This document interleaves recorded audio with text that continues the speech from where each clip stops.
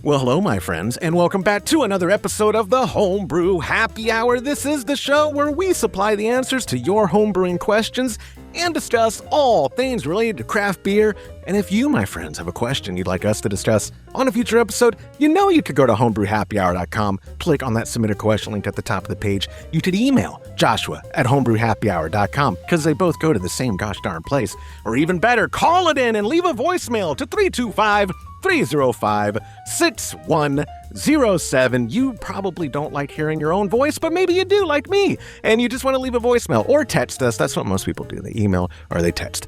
Either way, it does not get much better than that. I am your host, Joshua Stubing, and I am so excited because it's been, I'll get into it. It's been over a decade since we've even talked to each other. I'm a bad friend. He is the field director of draft quality he is the director of field quality. I already butchered it. Look at that. 5 seconds into the show and I butchered your title. Mr. Matt Meadows, you were like on episode 30 or something. I mean, it was almost 11 years to the day, Matt. It's been crazy, but you have not aged a day. You look the exact same from 11 years. I used to have hair when we last talked, Matt. You're looking good, Josh. You're looking really good. I need to, after the show, I find out your regimen, because it's like you're aging much better. Like I need to stop chewing so much nicotine gum, and maybe, I don't know. That's a whole different episode. That's a whole different interview. But my friend, Matt Meadows, how have you been? I've been doing great, man. Yeah. So thank you for having me. And I was looking back at that old episode, first podcast I ever did 11 years ago, which, I mean, podcasts 11 years ago, they weren't like they are today. Not everybody had one, but yeah, it was super fun having you guys out at the brewery. And next time you're in Fort Collins, I want to tour you around. Brother, I wish I could have come back up to do this then, or to do this there, because when I look at the post I'd made, like on my own personal and on the Homebrew Happy Hour socials, it is such fond memories. You were, and unfortunately, you set the bar so high. Every other brewery tour I've done has paled in comparison. And like, you gave us the VIP treatment at a world-class brewery. It was phenomenal. I mean, you were grabbing us beer off the line. You were, in the tap room. Like, it was incredible, phenomenal. And it helps too that Fort Collins, y'all's brewery there is one of my favorite campuses. It is so beautiful. It's a really nice place to make beer, like I'm envious. But yeah, we actually, Todd, who was he was with me at the time when we did that interview there. I remember, I drove, this was 11 years ago, guys. And if you're watching the show, and I've never mentioned this in the 11 years of doing the show, or almost 12, I had a terrible fear of flying. So I drove from Austin to Denver to pick up Todd from the airport. Then we went to Fort Collins. Then we went to Boulder to do stuff with the BA. We made a whole week trip out of it. But because I drove, Todd bought an ungodly amount of stuff from y'all's tap room. He bought all like the beer signs y'all had. He bought a serving tray, all because he didn't have to ship it home or try to fly with it. He stuffed it in my rental car. So I'm driving home with like the back seat full of New Belgium swag. It was incredible. But either way, yeah, it is great to have you back. If you don't mind, I have just the tiniest bit of small talk for my listeners to get through. Yeah. I got to pay the bills, man. There's some housekeeping I got to do, and I'll be super quick. People at home, start the timer. I'm going to be quick. My friends, it is your last call. Literally your last call to get our version of the Fat Tire clone, the classic. We're calling it Amber Ale at patreon.com/homebrew happy hour. Join a recipe receiving tier, and that's shipping out today, actually. But if you get it anytime before the end of the month, it will go out. Don't worry about that. And if you don't want to join a recipe receiving tier, you can just buy it outright. That is now available at patreon.com/homebrew happy hour. And with that being said, when this publishes on Friday the 31st, join me and my pop at 10 a.m. Central, youtube.com/homebrew happy hour as we brew this Fat Tire OG recipe kit. Could not be more excited.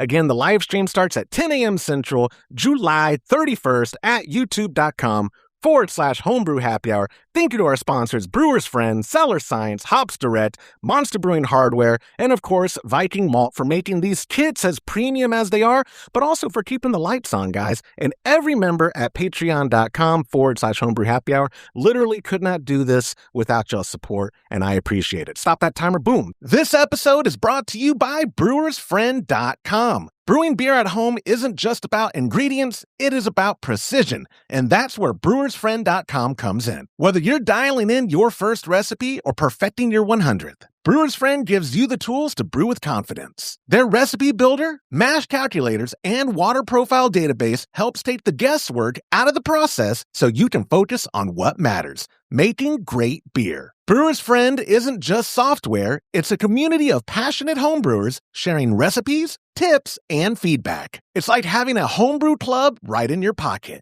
Head over to brewersfriend.com today and take your homebrewing to the next level. Use promo code Happy Hour and get 25% off your premium membership. That's brewersfriend.com, because brewing better starts with better tools.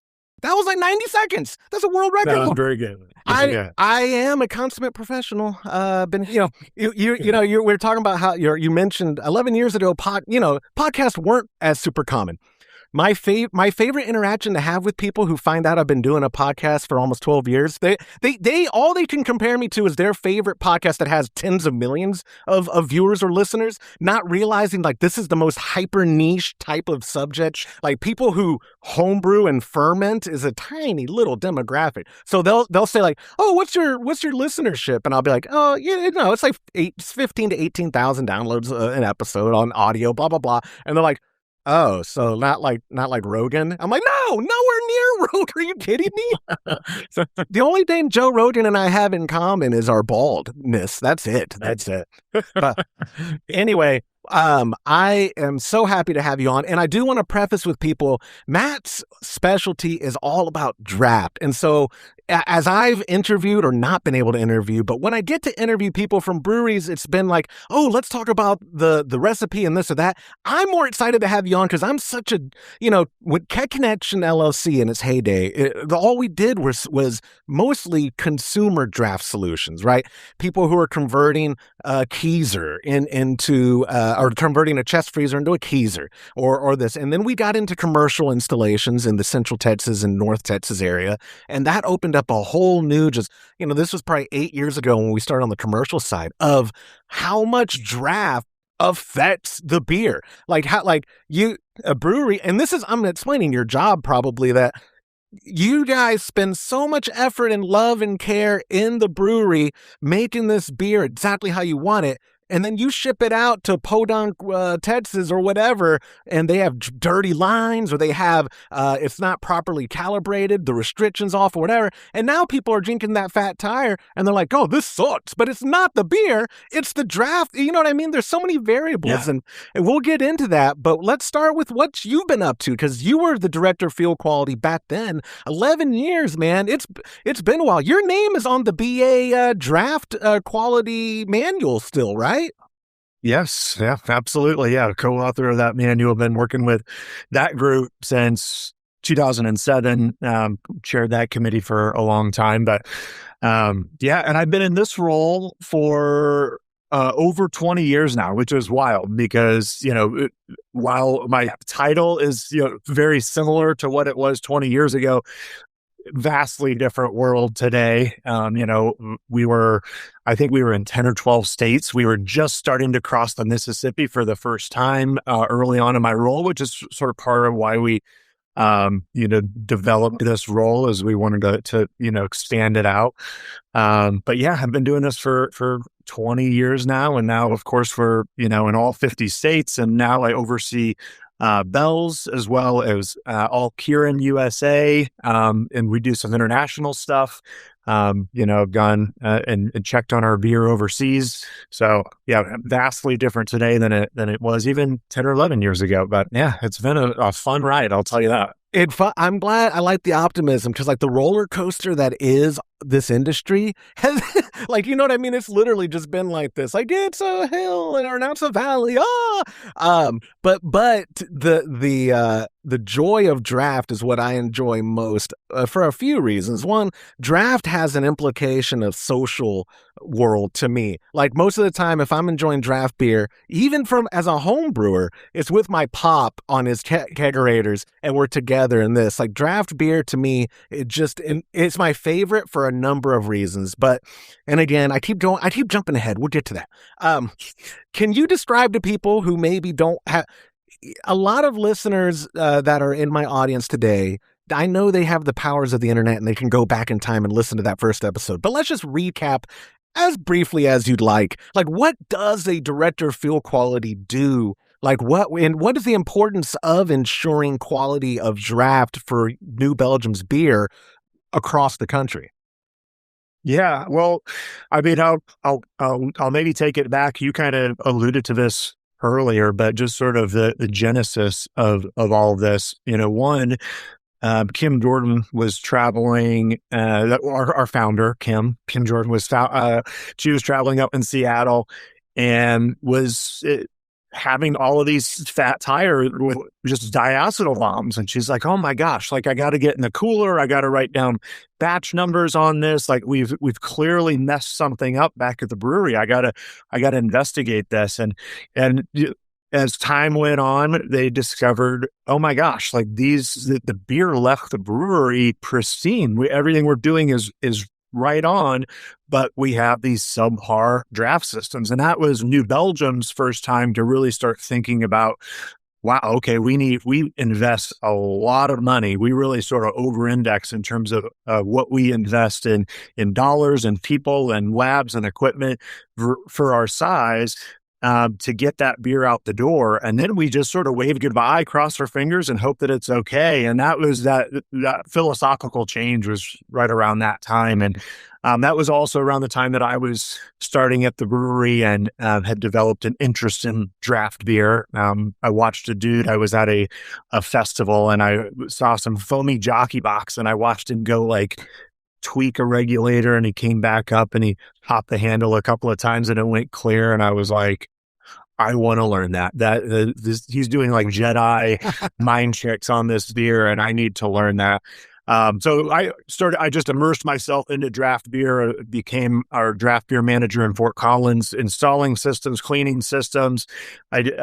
Every bit of information I could get, I would get, and did all the schools. And I started traveling around to different cities that where our distributors were, and started teaching them the New Belgium methods of line cleaning, which are now actually the Brewers Association methods of line cleaning, or the industry standard methods of line cleaning. So started teaching these folks, and as I was going there, I would see obviously the gaps in quality with draft beer, which is why I was there teaching them about it. But I would go into a grocery store or liquor store and I'd see out-of-date beer, and I would go to a warehouse and see that the beer was being warm stored when our contract says everything has to be cold stored. And so it was really opening my eyes, like getting out of the bubble of Fort Collins where everything was great, and seeing like, wow, our beer is not how we think it is or how it is when it leaves the brewery. So I proposed this position to the brewery of a field quality role, a numbers-based field quality role. And the position was accepted. And then they asked me if I would like to apply for it. And I said, yes, please, I would. And luckily I got the job. But that was around 2005.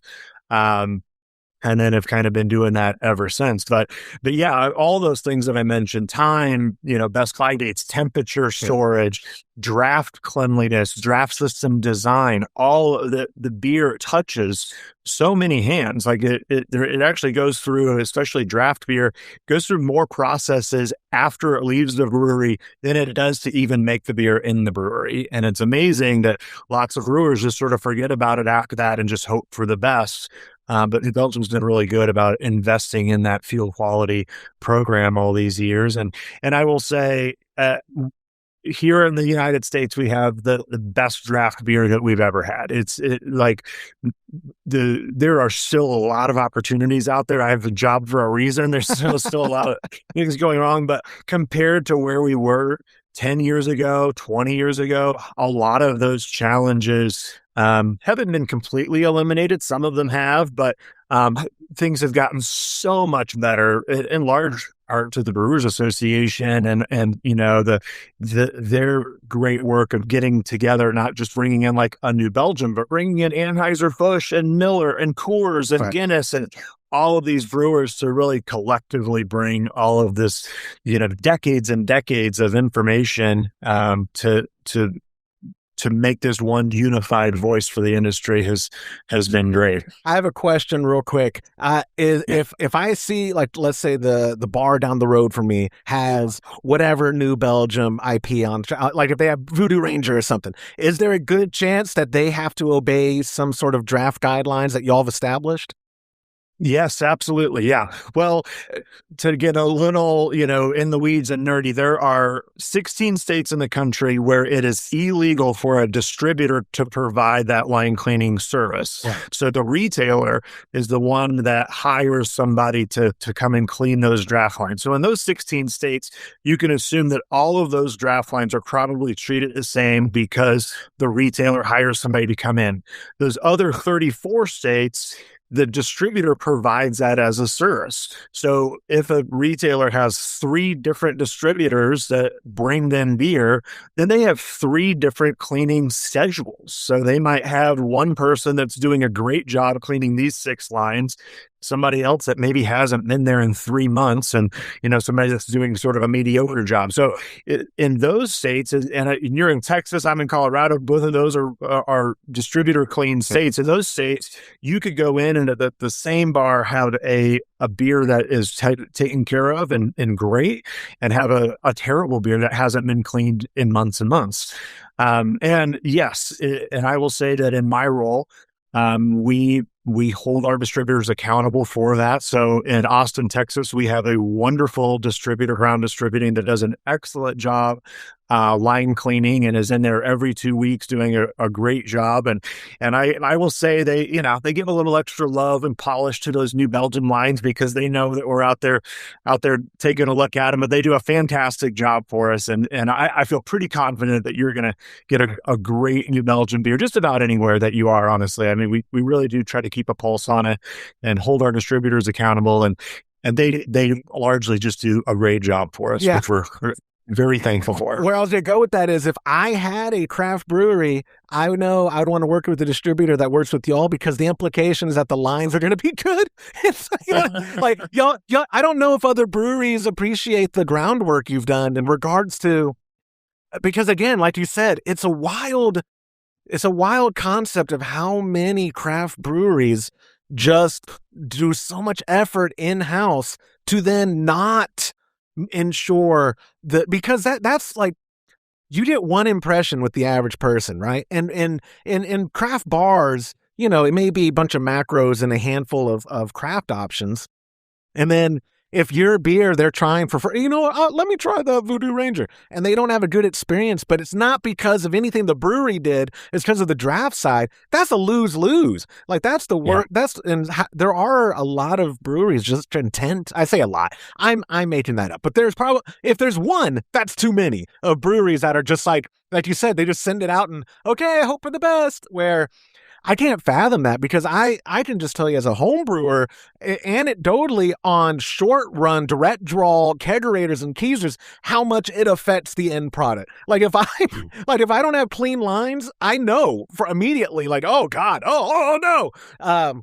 And although I confess, I do not adhere to a very strict cleaning policy like I would in a commercial setting. It's not every 2 weeks, Matt. I don't even want to talk about how often or how infrequent it is. But at a bar, though, if they don't do it at least every 2 weeks, oh my gosh, like how different it is. We talk about this thing called the phantom pint, which is that I always say the coach didn't turn into a pumpkin at midnight. You didn't go like yesterday you had this pristine straight from the brewery beer, and then today you've got this huge diacetyl infection that customers are going to alert you and say, hey, your beer doesn't taste right. That it takes a long time and it's very gradual. And the time between like this perfect beer and the customers finally like being so fed up. I mean, imagine that, like, somebody says, I haven't had any complaints before, and they're waiting for that customer to say, I'm going to put my food down.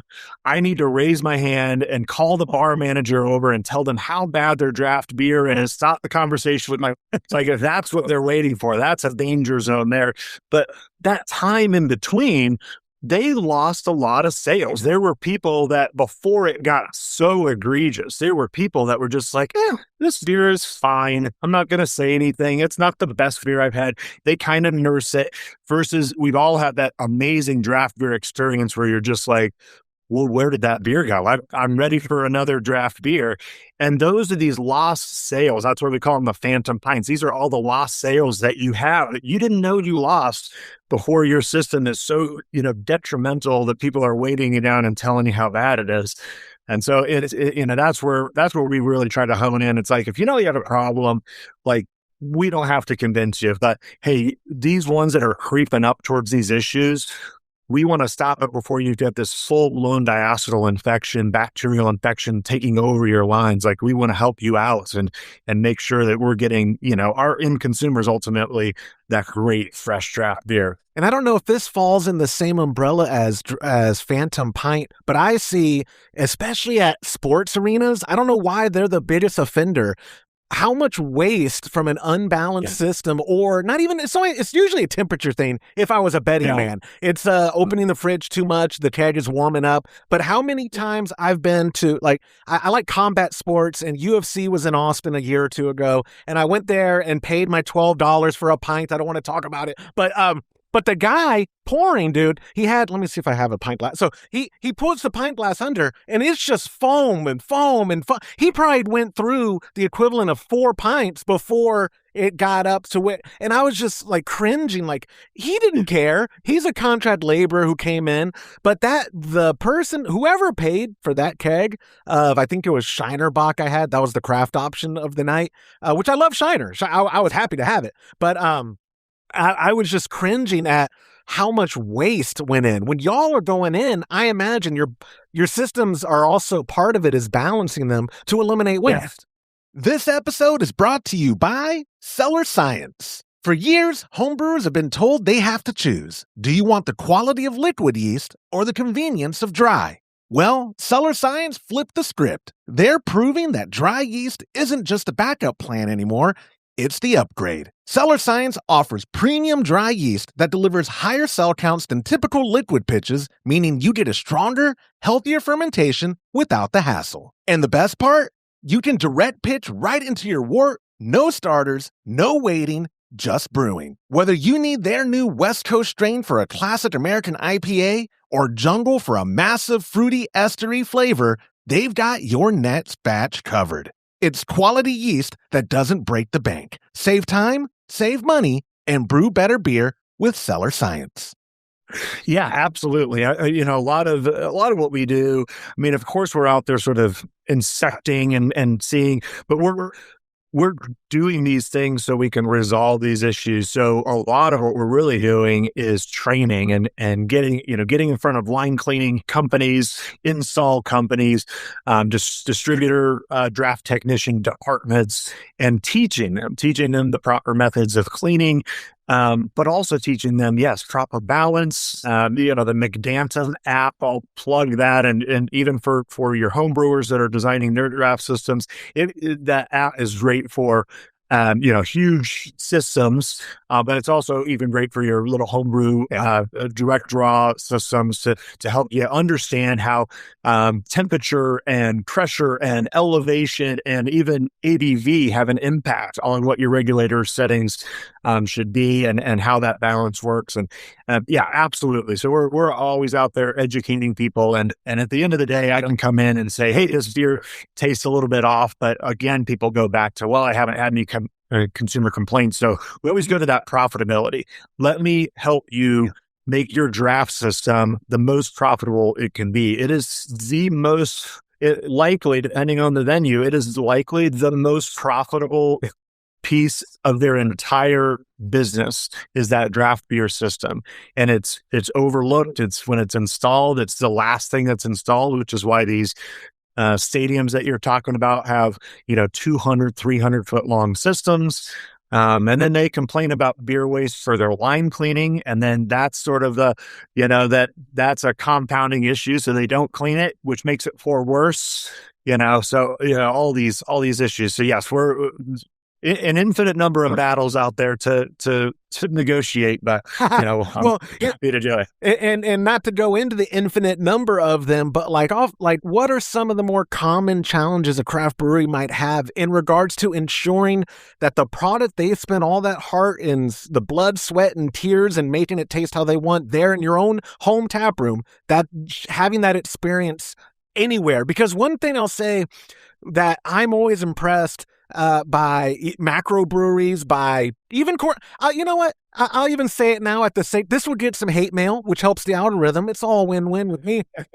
I don't even mind like McDonald's and Starbucks, guys, only because I know if I'm on the road trip for work or for whatever, and I need a quick pick-me-up Americano, I know 100% what I'm going to get when I go through that Starbucks. And there's a lot of value to me in consistency and reliability, where for you guys as well as a craft brewery, I understand the challenges at that scale of being able to achieve consistency with every batch. So what are the challenges of ensuring the consistency you're achieving in the brewery is experienced at the draft, whether it's in Austin, Texas, Fort Collins, Portland, Maine, wherever? What are some of the bigger challenges?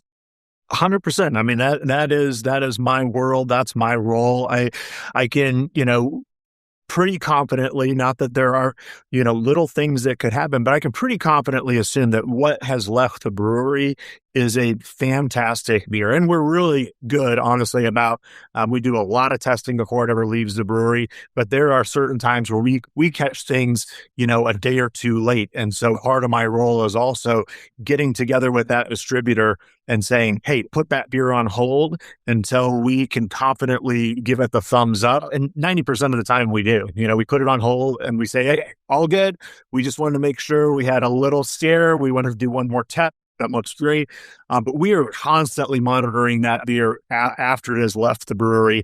We talked about draft beer systems. That's definitely a huge piece. And like we said, whether it's having the right gas, it is the proper system design and the proper restriction, like you mentioned. That line cleaning is huge. Not using an air compressor to push the draft beer, just dumping oxygen onto the beer, much less all the aromas that air compressor is sucking in to put on top of that keg.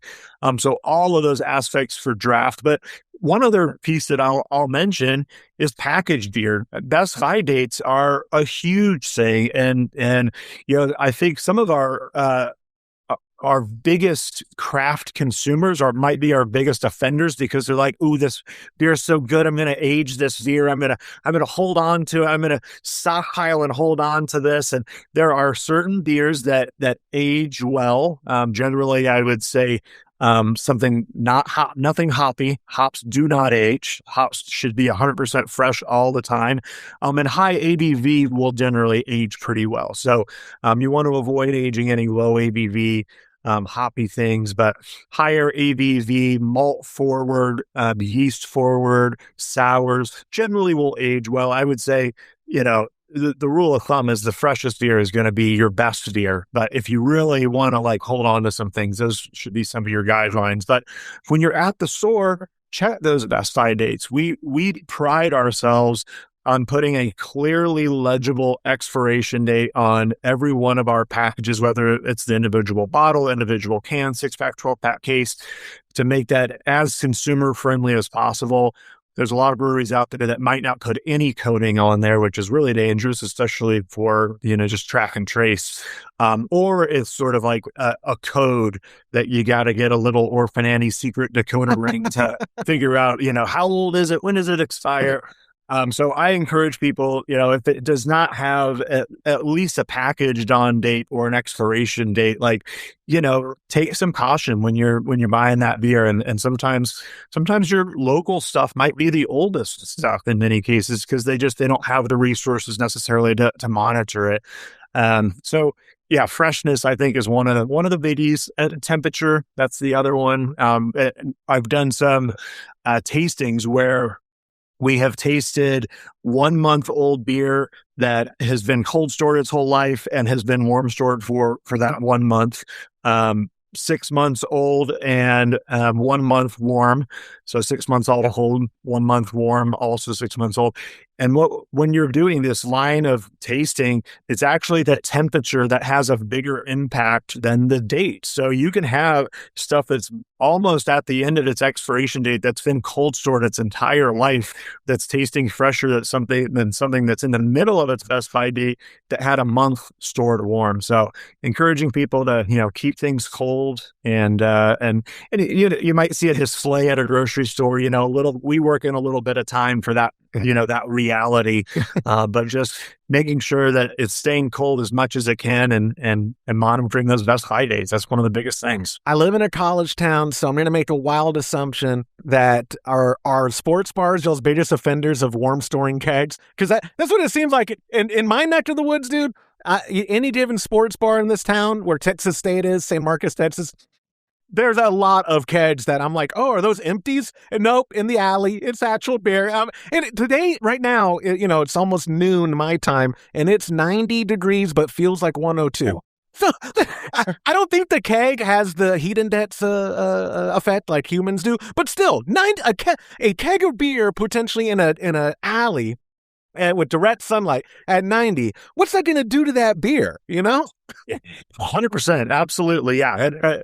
And we have, we have standards for a reason, but that, I also have a job for a reason because not everybody follows those standards, but we do require our distributors to only sell beer to accounts that agree to keep their kegs cold stored. So they might have backups in the hallway, but we sort of say, hey, we really pay attention to this and our beer's going to suffer. And, we're the only one asking, they're going to, they can't maybe do it for everybody, but if we're the one asking, they might be able to work that into the cooler for us. They also have to clean on a 2-week cycle. They also have to have the right gas source for our beer. So, we try to take measures to combat that sort of thing. But of course, things slip through the cracks. We see those issues out there, but at least we put the effort out to combat those problems. If I ever see y'all's keg in the alleys, I'll send you some photos. I'll text you. Yes.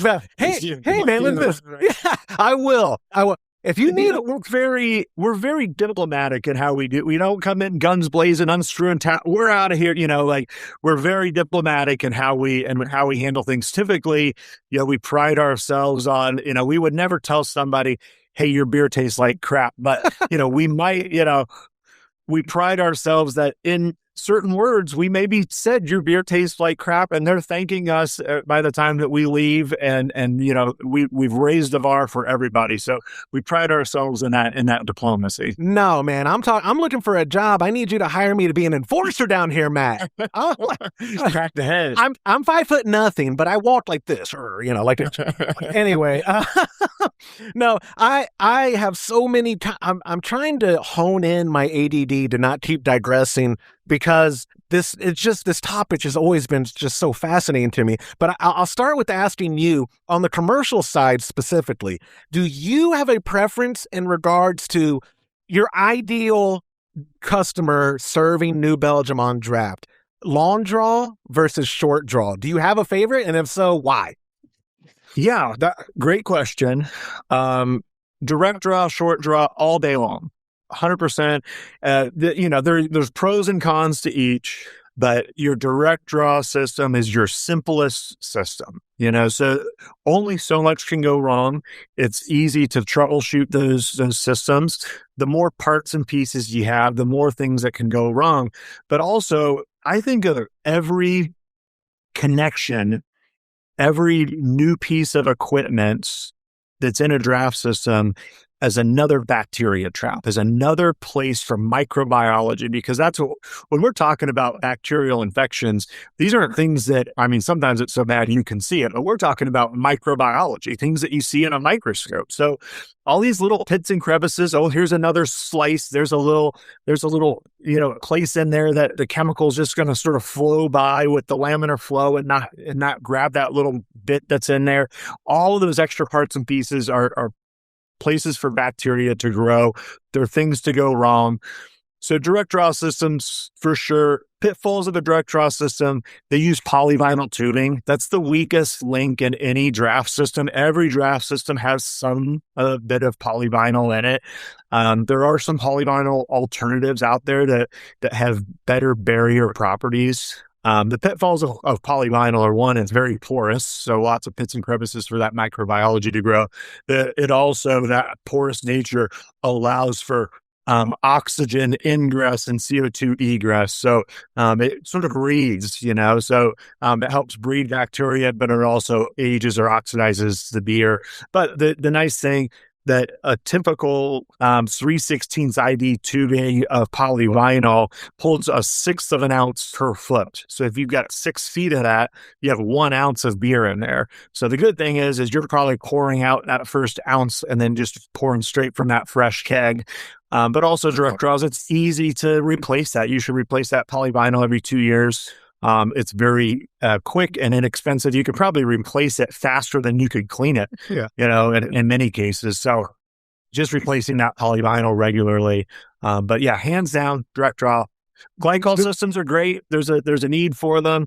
You can have a wonderful beer out of glycol systems. I mean, there's many systems that have glycol long draws that are pristine, wonderful beers. But yeah, if you're going to make me choose my favorite kid, it's going to be the direct draw. I knew that was the answer. That would be like me asking you, what's your favorite way to consume? Yeah, I might as well have asked you, what's your favorite way to consume beer? Packaged, can, bottle, or draft? Yeah. What type of question is that? The people who don't know, don't realize, like Matt was saying, how if you are doing long draw, you're just introducing a lot of variables.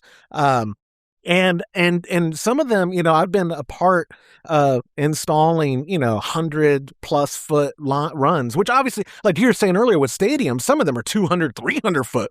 It is wild, the balancing and the math you do and the blend of the gas and this, like it is all a lot more scientific than I was created to understand.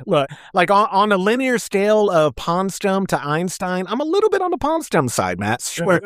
Are you still paying premium prices for imported malt or settling for standard domestics to save a buck? You don't have to choose anymore. Let me tell you, friends, about Viking Malt. They are the world's largest producer of specialty malt using pristine, non-GMO Northern European barley. And because it's directly imported, you get pro-level, award-winning malt at standard domestic pricing. But here's where it gets really cool for homebrewers. Introducing their new Viking 3G Extra Pale Base Malt. It is genuinely innovative. It's a no-lots malt, meaning it's bred without the enzymes that cause beer to stale, so your kegs and bottles stay fresh way longer. Plus, it has 60% less of the stuff that causes DMS. That means cleaner beer, and you can actually shorten your boil times, saving you energy and time on your brew day. It's highly modified, extra light, and perfect for lagers or any hop-forward ale. Upgrade your next brew day with Viking 3G Extra Pale. Direct draw, like one of my favorite breweries here in town, Middleton, shout out Middleton. When he built it, his massive walk-in is on the other side of his tap room. And so they just went right through the wall for their shanks. So their shanks are always cold. So you know what I mean? They're not having to worry about temperature variances in the draft part. They can run shorter runs they have proper restriction, but they're not having to run like a 20-foot, 1/4 inch or 3/16 whatever right there in their walk-in.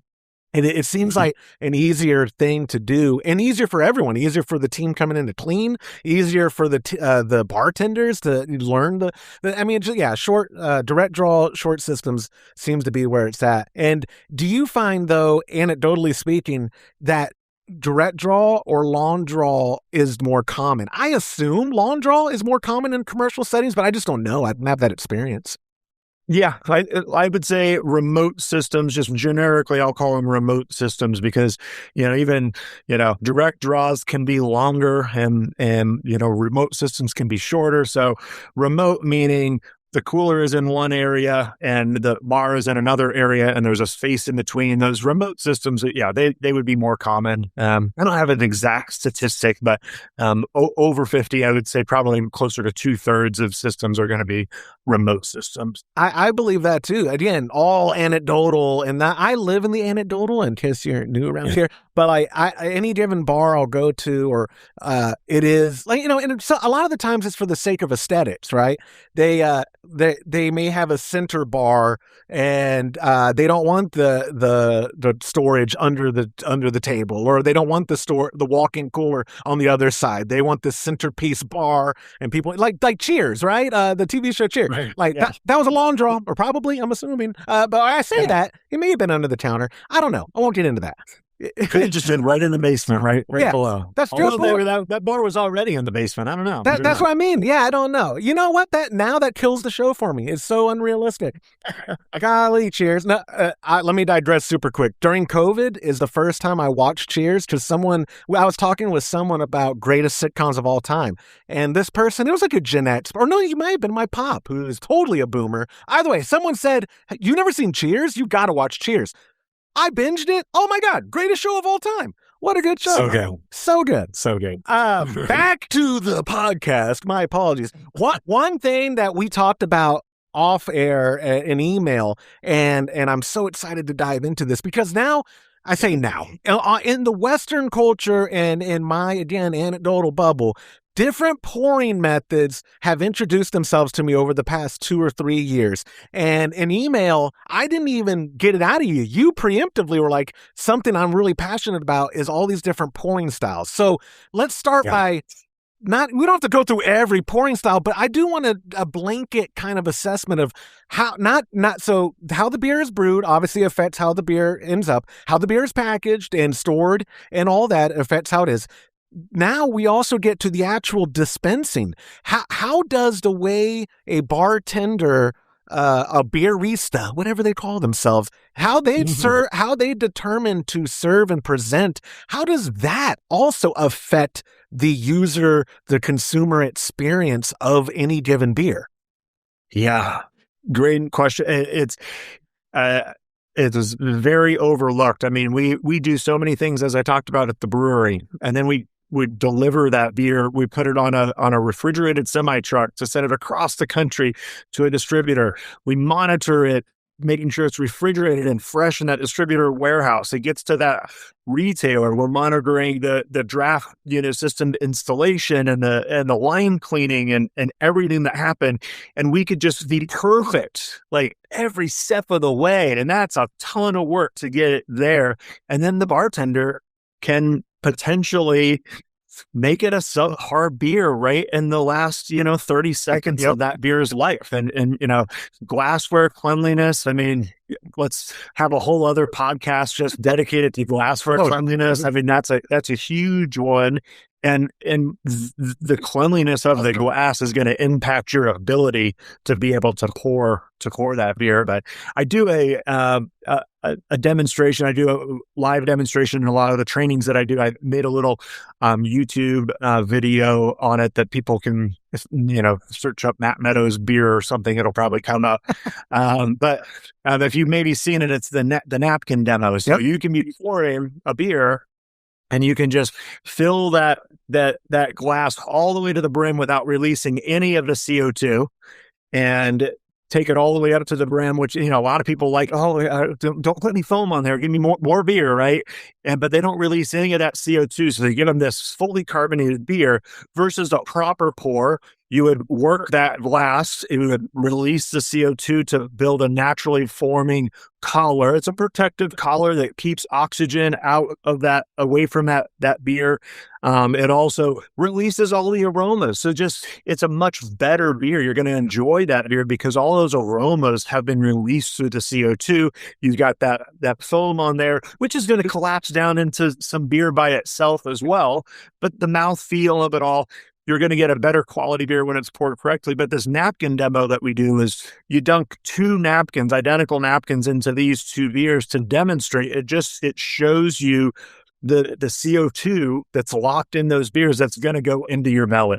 So you drink that beer that was just poured to the brim without any CO2 release, and you as a customer are going to get bloated. You're going to have one beer, maybe two beers, and maybe you had a beer and an appetizer, and you're like, I'm kind of good. I don't know that I even need to order a meal or a second beer. So that individual decision, that individual bartender is making, not only is doing a disservice to the customer, but it's actually impacting pour costs of that retailer exponentially. Just it's amazing that how much that can add up to it. I mean, it's talking about your food profitability, just how your bartender decided to pour that beer. So yeah, that just those little basic things, building that collar of foam on there, those little decisions can have a very real impact on what those consumers are actually receiving. I won't throw the company under the bus. When I worked for CM Becker, a big customer of ours, nationwide chain, kind of Two Mountains, we'll call them. Maybe twins. Even their whole shtick is serving beer at 28 degrees. And I've only been there a handful of times. Honey, it was for work. That's it. They having a beer at 28 degrees. I'll tell you, man, when that carbonation finally expands in my not 28 degree belly, it is not pleasant. It's like, yeah, for sure. Yeah, I did it. We were in St. Louis, and this was years ago, and there was a bar owner that was there, and we were just talking about pouring techniques. And I wasn't trying to beat him over the head with a life lesson or anything, but he was talking about, I got this customer, Bob, who, like, if I served him a beer with a collar of foam on it, he would flip out. He would feel like he's getting gypped out of, beer. Yeah. And I said, all right, so what do you think that is? And I did another demo for him where I filled up a pint glass with water, up to the fill line of like where you would have a normal collar of foam, put the coaster on it, flip it over. And then I showed him, like, this is how much free beer that you're giving Bob every time that, you think he's complaining about. This is how much free beer you're giving Bob every time, which is about 2 ounces of beer. Yeah.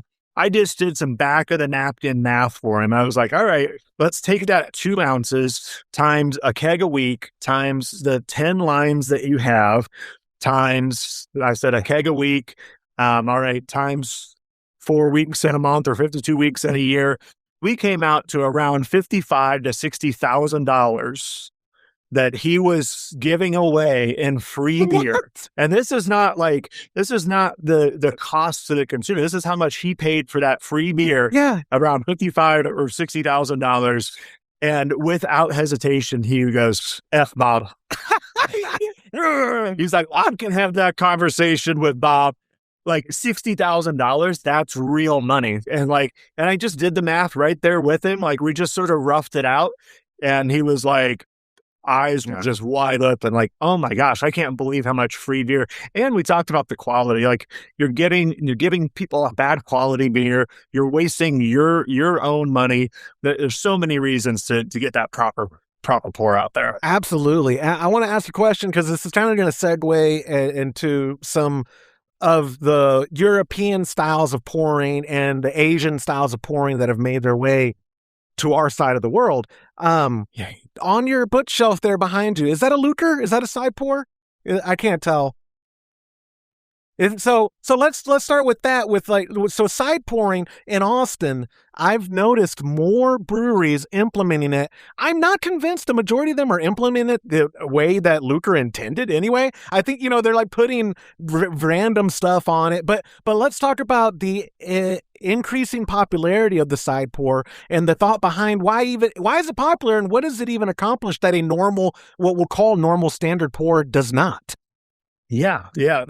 So it was around COVID for me that I have a draft system at home. I've got 4 lines on it. It is my little home laboratory. It's not a New Belgium lab. It's just what I love to tinker with draft beer and mess around with different equipment, different lines. And I put a Lucre on there and just, really the faucet itself is really interesting, but the technique of pouring, I mean, it takes a lot of practice to get that right technique. And I'm fortunate that I have access to all of the sixth barrels, the logs that come out of our taste panel. So, we pour off a pint or two just for, a bunch of little tasters for taste panel. And then it just goes on this pallet, and I can go grab one of those kegs and I will I'll pour down, just practice all of these different pours. And so, yes, Lugers, they produce, I think the easiest way to talk about some of these specialty equipment is a dry foam versus a wet foam. So the way that every beer that we've pretty much had here in the US, mostly in Europe as well, just commonly, it's a dry, bitter foam. And, it's not a knock on it. It's just an accurate description. It's a dry, bitter foam. That naturally forming foam that we describe, dry, bitter foam. These faucets, like a Luger, have the ability, when done with the right technique, to produce a wet foam. And that wet foam is a little bit more sweet, and it's a very drinkable foam. So it has a completely different mouthfeel to it. The bubbles, they're almost closer to nitro bubbles. So nitrogenated bubbles are very, very compared to CO2 bubbles. And what this does is it creates a very, very tiny CO2 bubble, which gives you that creamy mouthfeel. As I said, it's sweeter and it's drinkable. If you try to drink a whole glass of foam, of just dry foam, you'd be, burping and belching and, couldn't do it. But you could actually create a milk tube, which, folks may have seen. So it would be a glass of foam. And that, some people might be like, this guy's ridiculous. What are people doing? But most of the time it's sweet for one. There's a time and a place for it.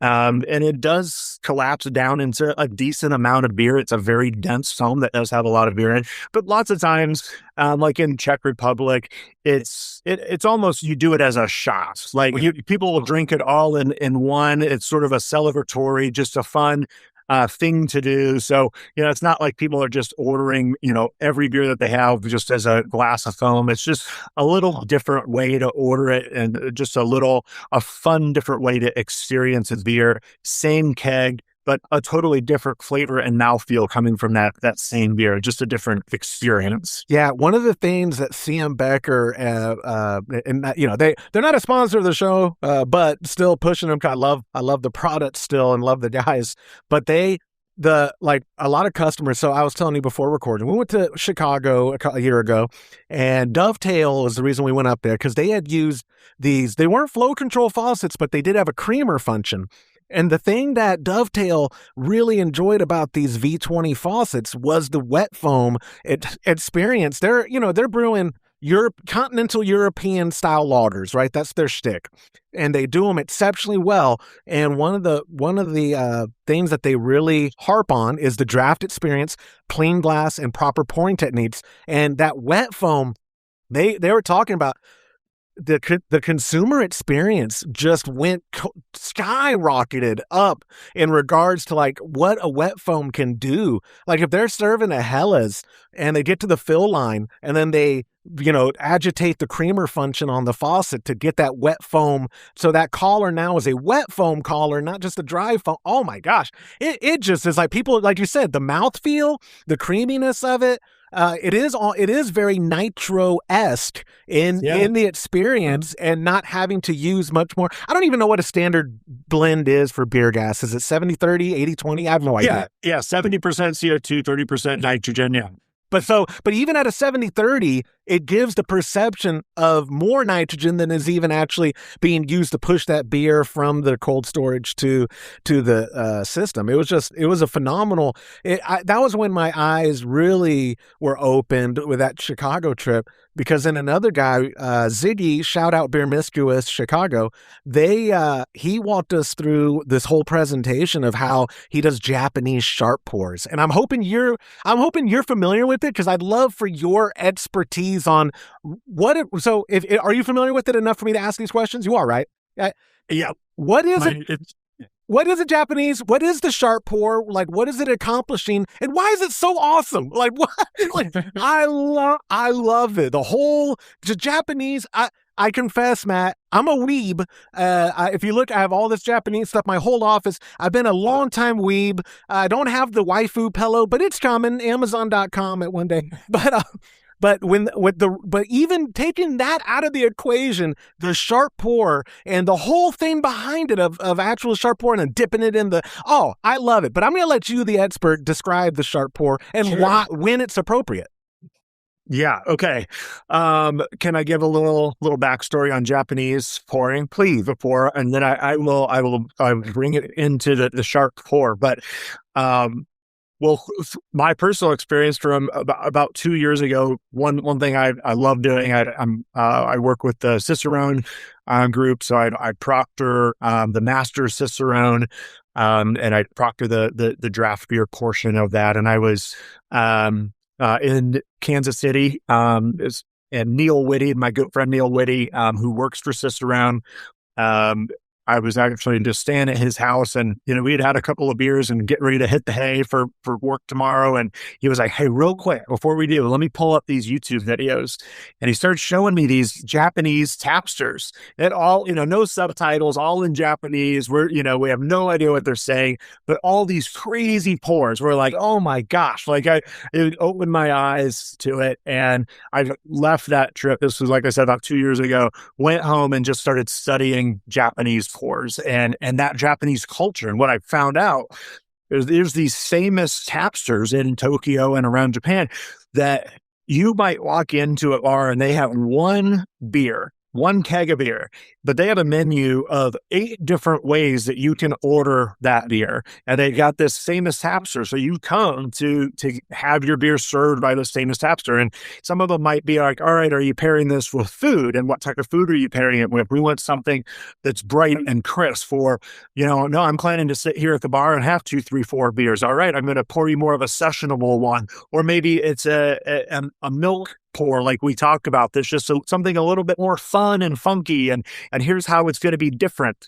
Or here's one where I'm going to create a completely different foam that I'm going to build on top of itself and let it build, and rise an inch above the top of the glass. So all these different pours, same beer, completely different perceptions. And some of the things that you can flex are like, all right, I'm going to knock out CO2, which is going to increase your sweet perception, versus high carbonation is going to increase bitter perception. You can flex the temperature. Maybe you do like a 3 or a 5 minute pour so that beer has warmed up 4 or 5 degrees.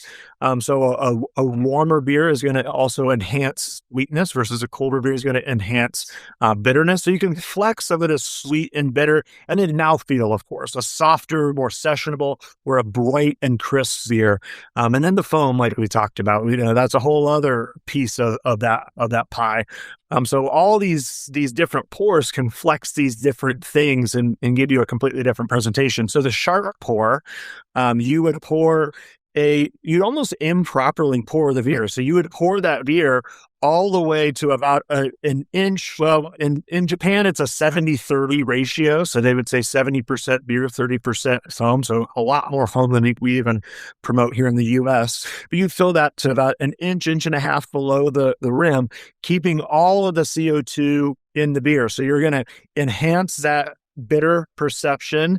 But you're also going to have this very bright, refreshing, crisp, clean beer. Great to pair with fatty foods to cut that fat, but also just going to be a very refreshing beer.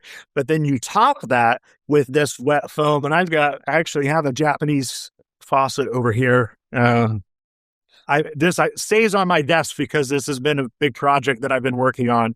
So you open that faucet. This is a double barrel faucet. So it's got one chamber for beer and one chamber for that wet foam.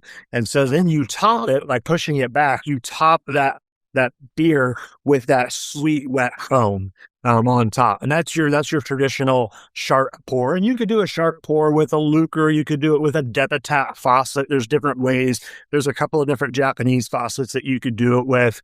But that's essentially what the sharp pour is. Today's show is brought to you by Hopsdirect.com. Grown in the esteemed Yakima Valley on the Peterball family farm, Hopsdirect.com offers the widest variety of hops available online at incredibly competitive pricing. It's simple. They grow hops, they sell hops, and they ship hops straight from their family-owned farm to your doorstep. Producing the highest quality hops is Hopsdirect.com's passion, and they're proud to be an independent grower in the craft beer industry. Go to Hopsdirect.com right now and get what you need to make your brew day better. That's Hopsdirect.com. And then I love the presentation, though, the Tapster does so they do the sharp core, and it's, before they serve it, they're dipping it in iced or chilled water and then handing it to the customer. And the whole thing, like I said, is just the coolest thing ever. Like I can't get over it, like how fun it is. And one of my favorite styles of the last few years, and I say the last few years, that's a lie. Last summer, I went on a cruise, and I was reintroduced to Asahi Super Dry. And it was the only, in this part of the ship, it was the only craft beer option that I had. And so I was drinking it one night, and I'll go, I forgot how good a Japanese rice lager is. And so I've just been trying to make excuses to keep brewing it and always have it on tap. But then also the sharp pour experience, it's all, Matt, I'm a sucker for aesthetics and presentation. Like, my homebrew may be mid at best, but if I could present a crystal clear Kolsch is my favorite. And if I can get my Kolsch to be crystal clear and a beautiful head of foam, and I hand it to someone, now to them that mid beer might as well be it's all like, if I gave it to them all cloudy and all didn't care about the presentation, whatever, then my mid beer they definitely know is mid. But like, I'm a sucker for psychological presentation. Yeah, absolutely. And that's what we're working on, a program right now. So we actually, I don't know if you know this, we produce all of the Kirin in the United States. We produce it either in Fort Collins or Asheville. It used to be produced by Anheuser-Busch. I didn't know y'all did. Actually, no way. We produce, in fact, we just won a gold medal for Kirin Light at the World Beer Cup. Had never won that before. And we entered one that was brewed out of our Asheville brewery, gold medal. So, I mean, oh my God. And we send Kirin back to Japan, and they rate and judge all of the Kirin that's made around the world at all the different breweries. And we consistently have been the best beer, the best Kirin outside of Japan has been coming out of the United States, has been coming out of Fort Collins and Asheville. So we're super proud of it. But all that to be said, Kirin now falls under my umbrella. So I'm doing a lot of field work with Kirin. So my passion for Japanese pours has been able to translate over to Kirin. And we're working on some pretty cool projects right now to bring some of these Japanese pouring techniques to the United States and introduce our U.S. consumers to the beauty of this beer. I'll say at our distributor convention last year, I set up a booth where I was pouring Kirin, and I offered it 3 different ways. I had 3 different pours. I had a menu out there describing about, sweet and bitter, and, why one might be, why you might choose one versus the other.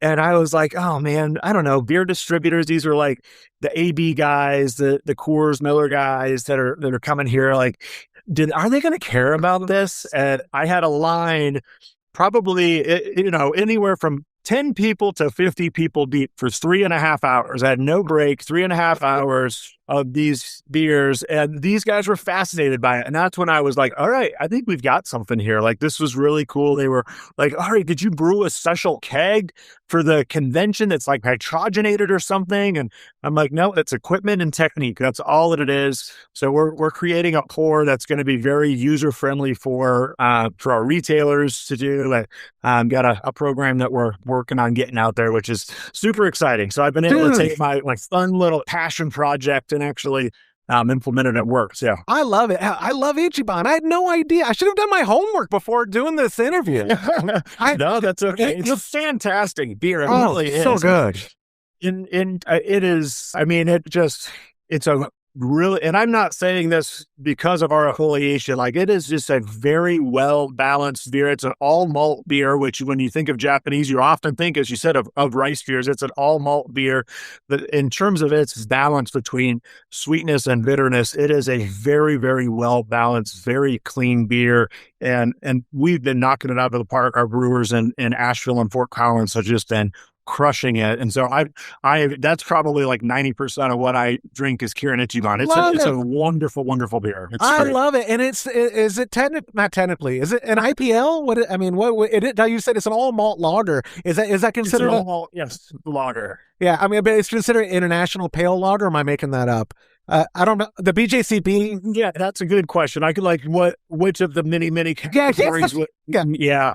I couldn't tell you honestly. I only asked that because so homebrewers, as you may or may not know, so nerdy, so dorky. I'm talking to every single one of y'all out there, in the best way possible. But if I didn't ask, hey Matt, because there will be people who are like, oh, get the recipe, and the club, the Patreon for the Trub Club, patreon.com/homebrew happy hour, my friends. We're probably going to do a rice lager soon. And actually, I didn't realize how your affiliation with Bell's. What a tiny world. After we're done recording, I have to get with you to get someone a contact from Bell's, because we're going to do Two Hearted this whole year. I know, dude. I know. And I put up a questionnaire on our Patreon, like, hey guys, for August, I'll give y'all an option. We're going to either August, September, these two beers, but I'll let y'all choose the order. We either do a Japanese rice lager in August and then a Bell's in September, or vice versa. And right now, the leader as of this morning everyone was like, let's do Bell's, let's do Two Hearted, let's do it. Because that's another OG craft beer classic, like where people can get it in this country. They're just like, oh my God. It's a game changer of the style, multi-time award-winning beer where, people, and what I love about homebrewing is that obviously homebrewers cannot replicate one for one that experience, but we can get close enough to where, like, if I can't go to the store and buy Bell's Two Hearted because I'm outside of distribution or whatever, I can make it close, and it's an homage, imitation is the biggest form of flattery in my experience with homebrewing, because it's not like I don't want to spend that much on a 6-pack. I'll brew it myself, because people know homebrewing doesn't save you money, especially if you value your time, which I don't. I'm very cheap, but I totally am like putting the dots together. Like, Matt, after this show, we got to talk about someone from Bell's. I'd love. Because that's another, like I said, when I've been involved with homebrewing in one way or another for 18 years, and to see the ebbs and flows of the industry, but classics, like we interviewed Vinny Chilurzo from Russian River, the inventor of the double IPA. And same with Bell's has that legendary status for people who know, or not even just homebrewers, craft beer enthusiasts. They're like, it was game changing when it came out, So, same, but again, and I'll wrap up the podcast with, y'all are celebrating the 35th year of Fat Tire. The reason why New Belgium has been around is because that game changing OG craft beer, Fat Tire, and y'all are offering the classic recipe. I know for sure in variety packs. Is it draft anywhere? Is it available draft anywhere? Pretty much in Fort Collins, yeah. I think it would be pretty limited outside of that. I think they've done a few kegs, but yeah, that's actually what I'm drinking right now. I'm so jealous. OG Fat Tire, so good. It's so good. We're doing these variety hacks with Blue Paddle, Fat Tire, and Sunshine, and I will say, Blue Paddle, it stuck around way longer than it should have. I mean, at some point, you're a business. If it's not selling, you just can't continue to make it. But it was the employee beer. It was the number one beer that went through our employee beer section at the brewery. It was the employee favorite. There, in a certain radius in Colorado around Fort Collins, it was a huge favorite. But just people just weren't familiar with it outside. It couldn't last any longer. So it had its light. But when we have something like this right now, where we're able to bring Blue Paddle back and OG Fat Tire and Sunshine Wheat. Oh my gosh, Sunshine Wheat was the number 2 beer in all of Colorado for years and years. Yeah. So again, just one that it didn't have legs when it went beyond Colorado, but was a huge fan favorite. When we can bring those back, it is so exciting. So yeah, those are out there for our 35th anniversary. So yeah, we'll keep, and we're doing 6 packs of Fat Tired glass as well. The OG Fat Tires, so you can just get Fat Tire too. But yeah, so fun when you have that anniversary to bring back all of those OG styles. It's a ton of fun. Dude, 35 years is no joke, man. And I'm going to wrap up the show because I don't want to do the doom and gloom that I sometimes I perpetrate, where I'm like, oh, craft beer. Here's what I tell people. I won't even talk about craft beer. With home brewing, there's been many a talk, and people have noticed the decline in trend. And people ask me all the time, Matt, they're like, Joshua, what are you going to do when no one else is homebrewing? I'm like, I'm going to homebrew. I'm going to keep homebrewing. Like, I don't, for people who are supporting me in the Trub Club, I need you guys to stick around, but I don't need, kidding aside, I homebrew because of the camaraderie, because of the community. I don't have to do it because it's mainstream or not. Like, I don't. Yeah. And same with craft beer, where the unfortunate reality in like Central Texas, there's a lot shutting down, but there are some opening up. All I can do is like what I recommend people on the homebrewing side: support your locals, guys, and drink the beer you like. And if you do enjoy the hobby, or if you enjoy craft as an industry, you share it with the people that you think would enjoy it as well. That's the way craft grows. Like 35 years ago, New Belgium didn't blow up because the internet was a thing and people could find reviews of it online. It was a word of mouth explosion regionally, and then out interstate, and then nationally, where, good beer prevails. Or as my friends in Atlanta who at the Brew Depot would say, beer never dies. Beer never dies. Good beer is going to be around for a while. And it's incredible that 35 years of New Belgium has passed by. I'm so happy for you guys, because I've been a long-time enjoyer of New Belgium, specifically Fat Tire. And then seeing what Voodoo Ranger has done is just mind-blowing too. Voodoo Ranger's everywhere. It's wild. It is. It's everywhere. Well, and you said, hey, I don't want to go down the doom and gloom path, and I'll end it with just sort of a little positive thought. I've been at New Belgium for 25 of the 35 years. And, it's, as we talked about, we touched on a few things. Lots has changed in that time. But I came on to New Belgium. I didn't know what my career path was going to be. I decided, I was fresh out of college. I decided I'm going to go work for a company that I believe in, and I will find my career paths within that company. And I had heard so many great things about New Belgium, and I would not be here 25 years later if those same things weren't happening. And so as much as it is different, like the portfolio is different, and, the partnerships with Bells and Kieran and all of those things are different. With all of that being different, it is shocking to me how much is the same. And it's like, it is the ethos of the company, what we believe in, how we treat our employees is like, that is all still a core part of who we are as a company. And so I will just say, things change. Like, that is life. It's a roller coaster ride.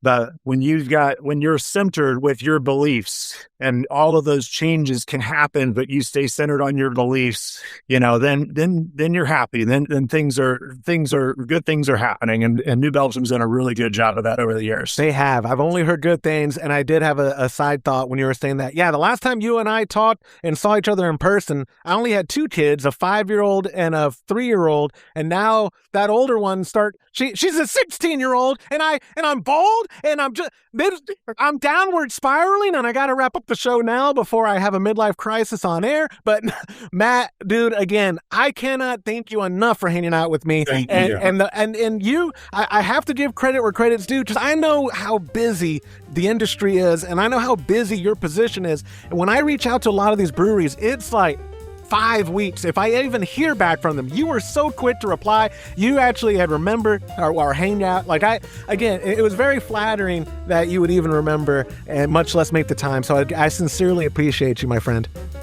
Now, thank you. I appreciate you reaching out to me. It's been great. And hopefully I can make it to Fort Collins. And if I do, I'm gonna take you up on having to hang out. Sure. I appreciate you, man. And hopefully we talk soon. Yeah, sounds great. Thank you, Josh.